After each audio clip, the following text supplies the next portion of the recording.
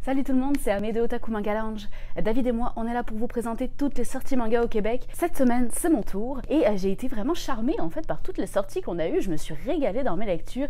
Ça a été presque tout des coups de cœur finalement, donc ça va être difficile de choisir mon top 2 à la fin de la vidéo. Mais bref, commençons déjà par vous présenter toutes ces belles sorties. Donc on va commencer par les brigades immunitaires Black. Alors les brigades immunitaires Black, c'est la version 2.0 pour adultes de la série Les Brigades immunitaires ou Hataraku Saibo pour les adeptes de la version animée. Alors pour ceux qui ne connaîtraient pas le concept de la série originale, dans les brigades immunitaires, tout se passait à l'intérieur du corps humain. Nos personnages étaient globules rouges et globules blancs, on les suivait dans leur job quotidienne, ils nous transportaient d'un bout à l'autre de notre corps à travers tout le système nerveux, et nous permettait d'apprendre un tas de choses sur le corps humain, mais avec un côté très action puis très humoristique également. Alors Black reprend ce même concept, mais en plus trash. Ici, plus de petites grippes ou des maux de tête. Au programme, les effets de l'alcoolisme, des stéroïdes ou encore du tabagisme sur notre santé. Le tout est vraiment traité avec beaucoup d'humour, une bonne dose d'action aussi. Les globules blancs sont incarnés en de belles et puissantes guerrières comme ici. Les bactéries sont d'effrayants aliens, comme lui, quand même plutôt bien réussi, je trouve.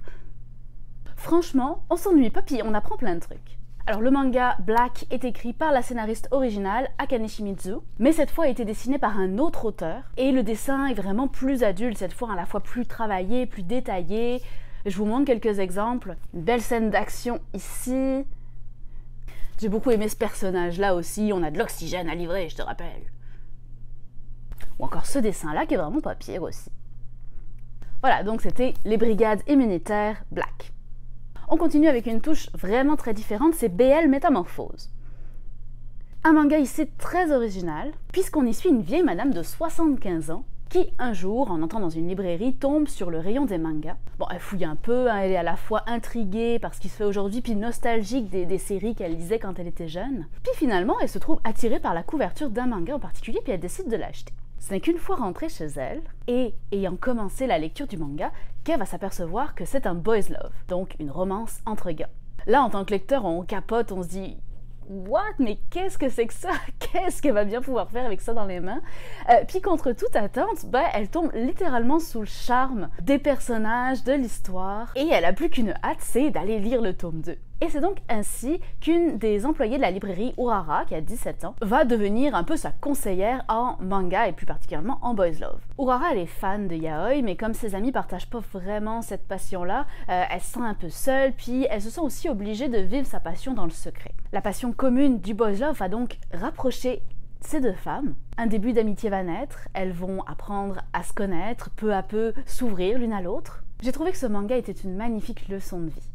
L'ouverture d'esprit de cette grand-mère qui surmonte un peu les barrières mises par la société, puis assume sa passion à fond. L'amitié entre ces deux femmes qui sont de générations tellement éloignées et qui vont chacune apprendre à comprendre l'autre. Et ce bonheur si simple de juste être ensemble, entre amis. Le tout est soutenu par un trait de crayon très poétique, très expressif, bref, j'ai adoré. On continue avec Helvetica, un shonen au très beau cover, très design, très concept, un look vraiment attirant. Même l'arrière du manga, j'ai trouvé vraiment concept et vraiment cool. Alors dans Helvetica, on suit Asahi, un jeune garçon renfermé, fan de manga et d'anime. Mais la petite vie ordinaire d'Asahi va se retrouver bouleversée du jour au lendemain, le jour où il va se retrouver mêlé à une chasse aux sorcières. Il va être kidnappé par de terrifiants hommes masqués. Alors moi j'ai trouvé qu'ils ressemblaient à des espèces de militaires russes avec des masques à gaz. Et ces hommes masqués vont le soumettre à un jugement assez sommaire, puis décider de tout simplement le brûler vif. Les explications vont venir juste avant de le brûler. Donc en fait, ces hommes l'associent à un groupe de sorcières au pouvoir maléfique. Et Asahi serait, selon eux, le seul représentant mâle de cette communauté. Sauvé in extremis par justement ces fameuses sorcières, Asahi va alors découvrir l'existence de tout un monde parallèle fait de pouvoirs magiques, de violence, de chasse à l'homme, mais aussi d'amitié, d'entraide et de quotidien ordinaire.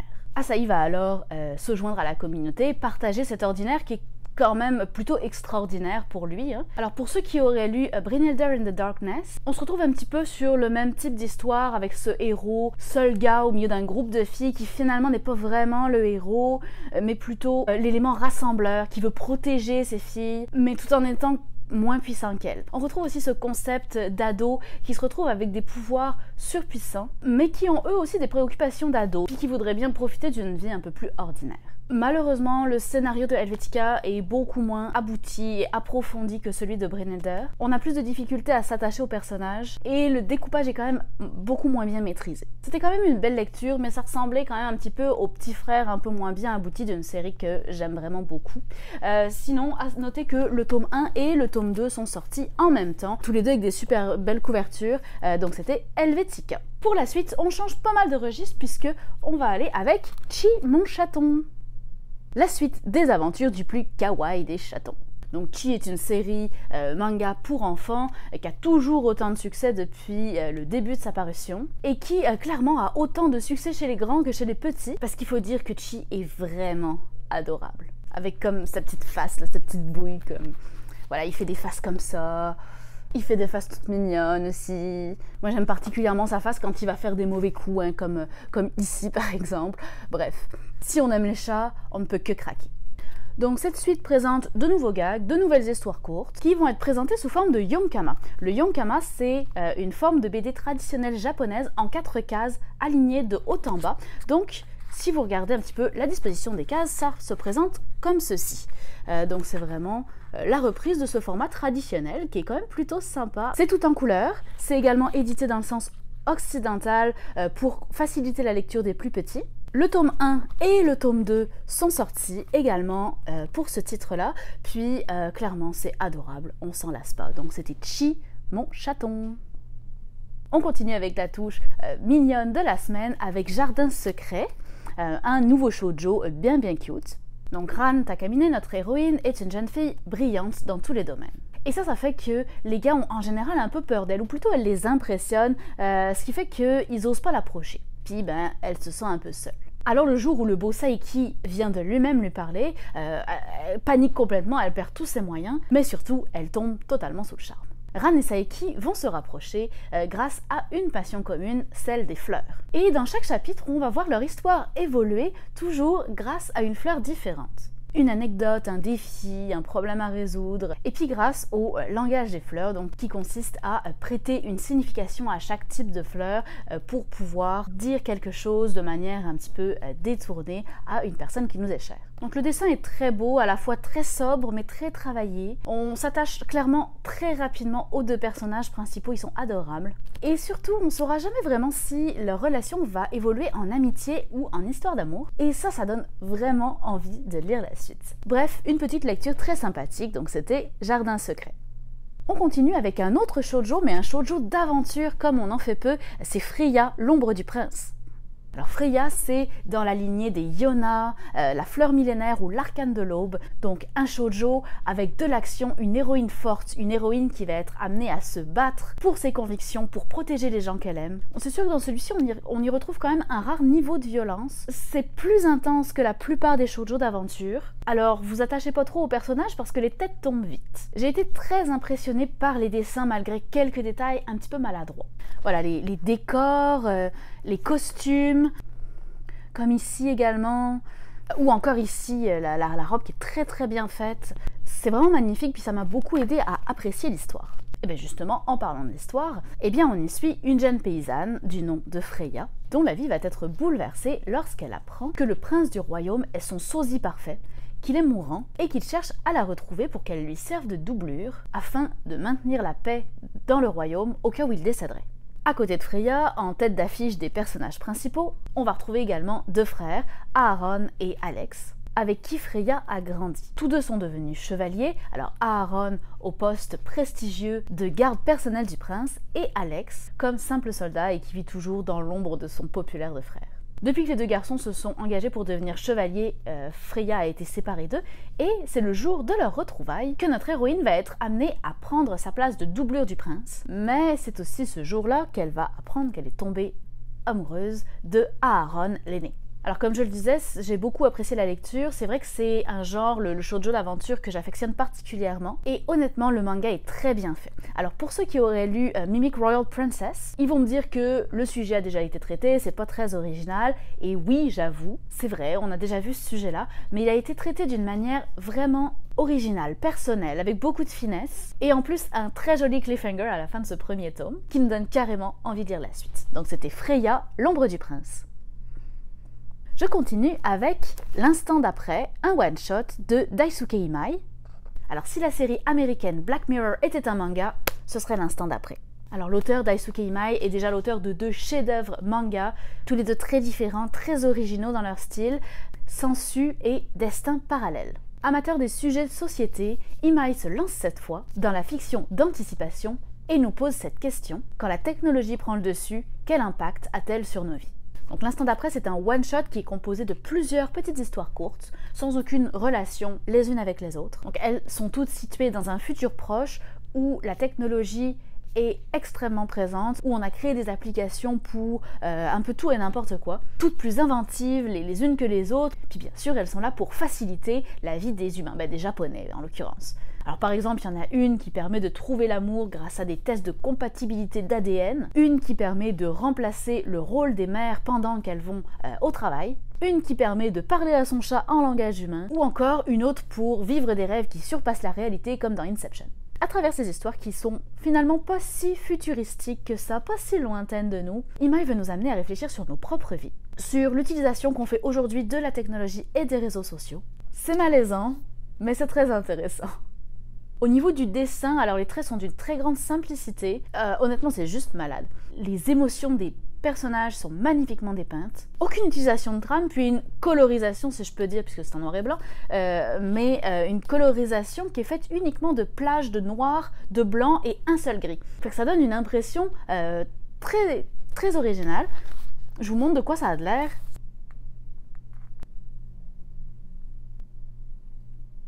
Et voilà, donc encore un manga qui m'a bien plu cette semaine, c'était l'instant d'après. Et je termine avec un autre one-shot, un peu plus grand format de chez Glénat qui s'appelle Humanitas, et qui lui aussi est composé de plusieurs histoires courtes, 3 histoires courtes en fait, qui n'ont rien à voir l'une avec l'autre. Donc on est clairement sur une construction de manga seinen, donc c'est vraiment un manga qui va intéresser les adultes. Et on raconte finalement 3 histoires de vie, de personnages très différents. L'auteur change de style de dessin également entre les 3 histoires, change de technique narrative, c'est vraiment intéressant, c'est très varié. Alors on commence avec l'histoire d'Oslo, un jeune garçon qui appartient à une époque certainement préhistorique ou en tout cas dans le passé. L'histoire fait énormément penser à un autre manga qui est paru récemment qui s'appelle Aku, le chasseur maudit. Et donc dans cette petite histoire, Oslo va devoir se battre contre son frère jumeau de qui il a été séparé à la naissance, car la tradition de cette tribu veut que des jumeaux ne puissent pas vivre tous les deux. Un seul doit survivre, et donc les jumeaux sont séparés à la naissance et doivent se battre dans un combat mortel. J'en dirai pas plus, on suit l'histoire de Oslo de bout en bout, c'est vraiment passionnant. Deuxième histoire, dans un registre complètement différent, c'est l'histoire de Yuri. Alors ça se passe en URSS. Pendant la guerre froide, et Yuri va être envoyé dans un camp de concentration pour prisonnier politique, où il va être la victime de multiples brutalités qui ont lieu dans ces camps. Mais ce qui va lui donner une chance, c'est de pouvoir apprendre à jouer aux échecs et devenir un joueur génialissime qui va être choisi pour représenter l'URSS à son combat intellectuel contre les États-Unis capitalistes. Tout au long de sa vie et des situations qu'il va traverser, Yuri ne va avoir qu'une seule idée en tête, retrouver sa femme et sa petite fille dont il a été séparé quand il a été fait prisonnier. Donc dans cette nouvelle histoire, le style fait beaucoup plus penser à du Urasawa, on retrouve presque le profil de Master Keaton ici, donc c'est très différent de la première histoire comme vous pouvez le voir. Puis la dernière histoire, c'est l'histoire de Ena, une chasseuse de baleines qui vit dans le Grand Nord, dans les régions arctiques, on ne sait pas vraiment dans quel pays, donc encore un style très différent comme vous pouvez le voir, cette fois ça fait un petit peu plus penser à Golden Kamuy. Donc un seinen vraiment très sympathique, puis je dirais même plus un seinen vraiment sympathique à offrir à quelqu'un qui vous voulez faire connaître le manga, puisque ce sont 3 histoires vraiment adultes, mais vraiment différentes l'une de l'autre, donc qui permettent un petit peu à quelqu'un qui ne connaîtrait pas bien le manga de connaître un petit peu mieux quels sont ses goûts en matière de manga. Donc c'était Humanitas. Je termine cette vidéo de la semaine avec l'élection de mon top 2. Alors cette semaine, c'est BL Métamorphose, puis Freya, l'ombre du prince. Freya parce que c'est un shoujo aventure, historique, un genre que j'affectionne particulièrement, puis un genre qu'on retrouve peu en ce moment. Donc merci à l'auteur qui a osé ressortir un shoujo qui est pas forcément dans le style de ce qui se fait de populaire en ce moment, et qui l'a très bien fait. Et puis BL Métamorphose, tout simplement pour l'originalité de l'histoire, ce côté très ondes positives qui te sont balancées à la face, tout le côté de briser les clichés, aller au-delà des barrières que la société nous impose. Le dessin également qui est vraiment fantastique. Donc voilà, ça c'était mes deux préférés pour la semaine. C'est là-dessus que je vais vous quitter. Alors n'oubliez pas de vous abonner à notre chaîne YouTube pour plus d'infos sur toutes les sorties manga au Québec. Je vous dis à la prochaine et en attendant, je vous souhaite une bonne lecture.